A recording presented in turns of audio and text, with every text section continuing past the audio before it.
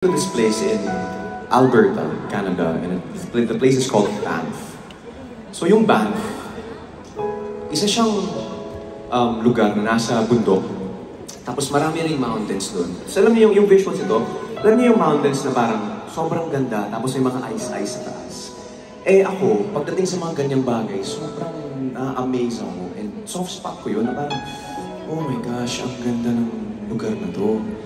Nai-emotional ako pag ganung mga bagay na na-amaze ako sa gawa ng Panginoon. So when I was there, I was staring at this mountain.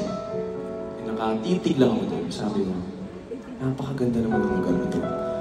Lord, may gaganda pa ba sa ganito kang klaseng kagandang lugar? Grabe ka naman gumawa ng creations mo. So, I was staring at that mountain. Andun ako sa mismo moment na sobrang saya ko, parang ako nakalutang sa saya.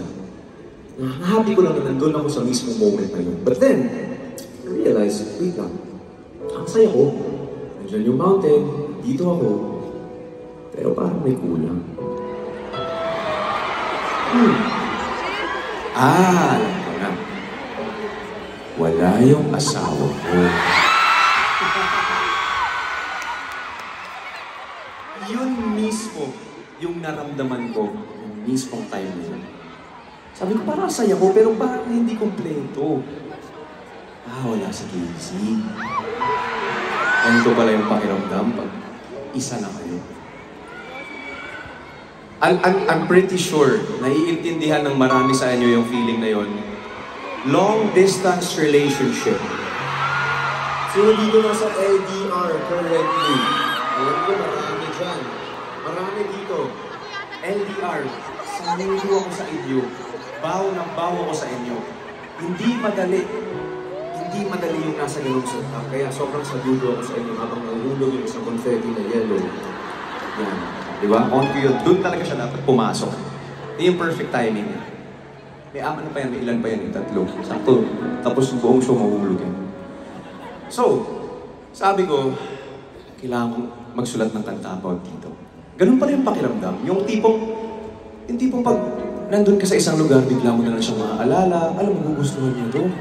Alam, manonood ako ng TJ, paborito na rin si TJ. Sana kasama ko siya. Kumain ka lang ng simpleng pagkain, hala, paborito na to. Hashtag, I wish you were here. Yun no? Yun yung hashtag yun Hashtag, I wish you were here. Hindi naman ibig sabihin nun na hindi ka kompleto pag hindi mo siya kasama. Okay ka pa rin naman.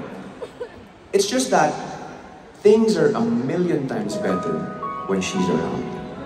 Sobrang mas gusto ko lang na kasama ko talaga siya. Gusto ko kasama ko siya na experience ko yung mga ganitong bagay. Kaya ngayon, kahit saan kami pumunta, kung maaari, gusto ko kasama ko yung asawa ko. Na-experience namin lahat ng magandang bagay sa mundo. Tulad na lang itong gabing ito. Kaya, this one's called Nowhere. Pakinggan nito.